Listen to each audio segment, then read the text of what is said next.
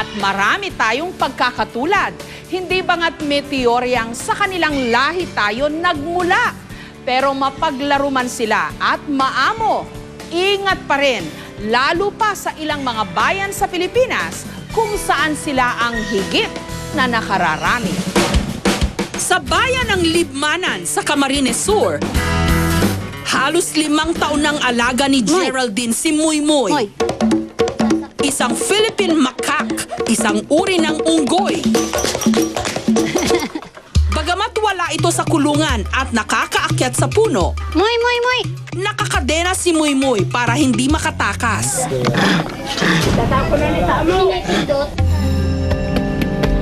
Bukod sa prutas, kanin at ulam na may sabaw ang paborito nito.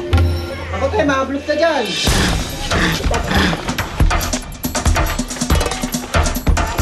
Malikot na unggoy si Muymoy, kaya agaw pansin. Dahilan para madalas daw itong buskahin ng mga bata.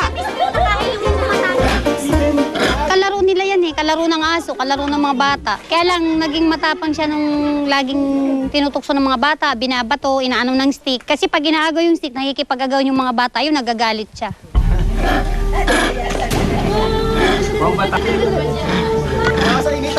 Ito raw marahil ang rason kung bakit tumanim na sa isipan ni Muymoy na kaaway niya ang mga bata. Hanggang nitong nakaraang June 27, tila nakasilip raw ng pagkakataon si Muymoy para makapaghiganti. Moy! Habang nagkakasayahan daw noon ang isang grupo ng mga bata sa bakuran ni Geraldine, nagpumiglas ang unggoy sa pagkakatali hanggang lumuwag ang kadena nito at nakawala. Nagpulasa ng mga bata nung nakitang nakatakas si Muymoy.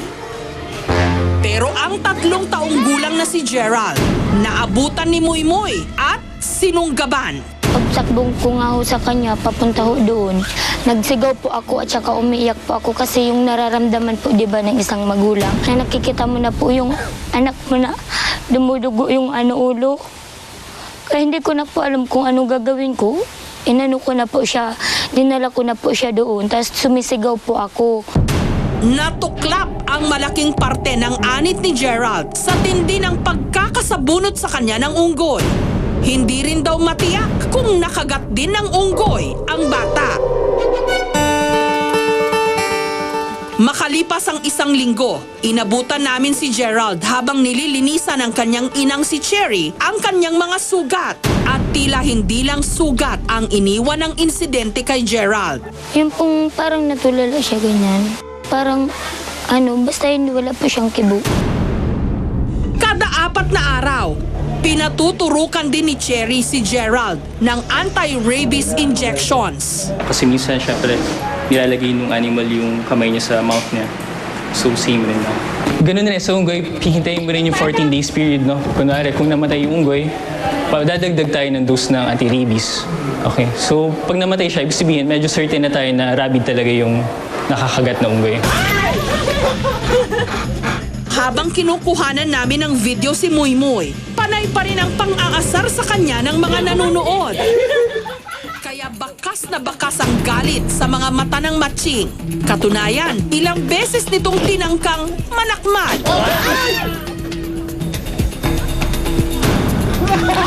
Hanggang maya-maya pa.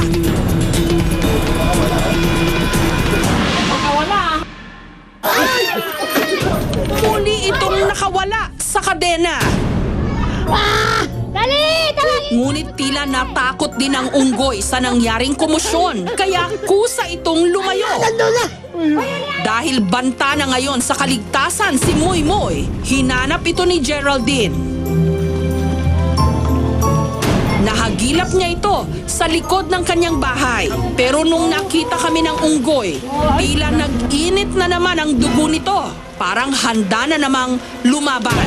James, wag ka magpakita, James, hinahanap ka! Habang nai-stress o napapagod daw kasi ang mga unggoy, mas tumatapang ang mga ito. So very dangerous po sa mga bata as well as sa mga matatanda.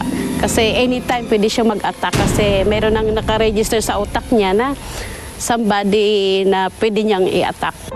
Hoy, Nagpasya na si Geraldine na isuko sa DENR o Department of Environment and Natural Resources ang kanyang alaga. Pero kailangan munang tapusin ang observation period para matiyak kung nakagat nga ba nito si Gerald. Since willing na po siya na i-turn over sa DNR, aakuin po natin yung yung kanyang isusurrender na wildlife. Moy, ayaw niya ng saging eh. Pero paano nga ba napasa kamay ni Geraldine si Muy? Ibinenta raw ito sa kanya. Nabili raw niya ito sa isang resort malapit sa kanilang bayan. Pinuntahan namin ang resort para alamin kung may nagaganap doong bentahan ng mga unggoy. Lalo pat bawal ito. May tinda raw kayong unggoy dito? Ay, wala na. Wala na? Wala na. Pero dati, Meron. Pero wala kaming inabutan doon. Doon sa taas. marami doon. Ewan ko lang kung meron pa ngayon. May tinda kayong unggoy? May tinda kayong unggoy, amo? Mayo. Wala.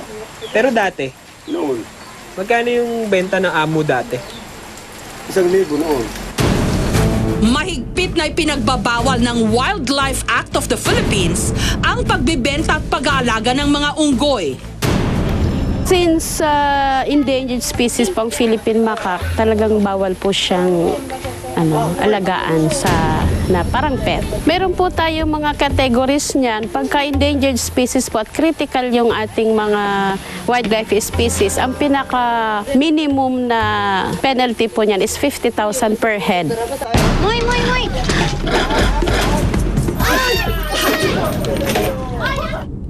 Pero sa kabundukan ng Chaong sa Quezon, naglulunggaraw ang mga unggoy sa isang kuweba. Pagdating ng hapon, naglalabasan daw ang mga ito at bumababa sa isang barangay doon. Ang ginagawa nila ay palibasa ay wala itong napapagkaindihan at gawa ng mga saging lamang sa ganitong panahon, mga saging. Ayun, kinukuha nila yung bunga ng saging at siyang kinakain. Pero maulan nung araw na yon, kaya mukhang nagtago rin sila. Gayunman, nalaman naming isang sanggol na unggoy, di umano, ang napulot sa gilid ng kuweba. Saan nakita yung inakay? Yung sanggol? Dito po nahuli yun. Saan po? Turo mo nga, sir. Diyan po, parang may nagtana ng pinakabangkulong, may saging na pain. At ang sanggol na unggoy na yon, 5 taong gulang na ngayon. Pinangalanan itong Landa. Ara!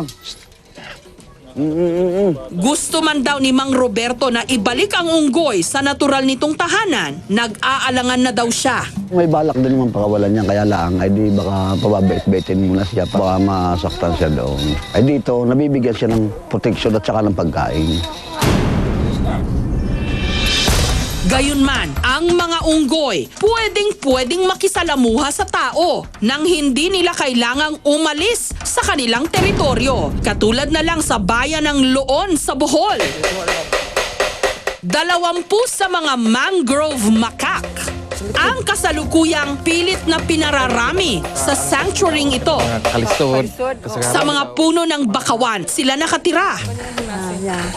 At nito nga lang nakaraang linggo, isa sa mga pinakamatandang unggoy dito, nanganak. Actually, sanay silang mag-interact ng mga tao eh. Kasi halos everyday may mga tourist na pumupunta dito. At mababait naman sila. So, like ganito, tingnan mo, dadalawa sila eh. So, dapat dalawa eh. Tigi-tig-isa sila dapat. Yan. Ito pa isa oh. Nag-aabang din oh. Galing ito nagsiswimming eh. Kala siguro la father unggoy ako. Kapag hinagisan nga sila sa tubig ng saging, kayang-kaya nila itong sisirin.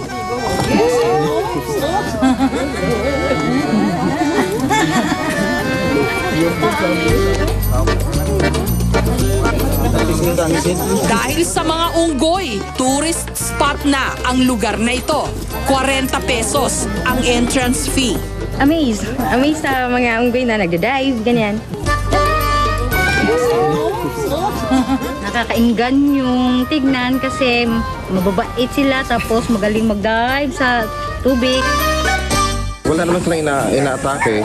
Maliban lang kung pasaway yung guest, like may gagawin ka sa kanila. Of course, magre-retaliate yan. Pero so far, wala naman. Kasi yung mga guides naman namin dito, sinasabi naman nila kung anong dapat gawin at anong dapat hindi gawin. Sa lahat ng mga hayop, sinasabing ang mga unggoy ang pinakakatulad natin. Matalas ang pag-iisip. Pero parang tao rin kung magalit. Sumasabog. At dahil tila kapareho natin sila, dapat tayo rin ang unang nakakaintindi sa kanila.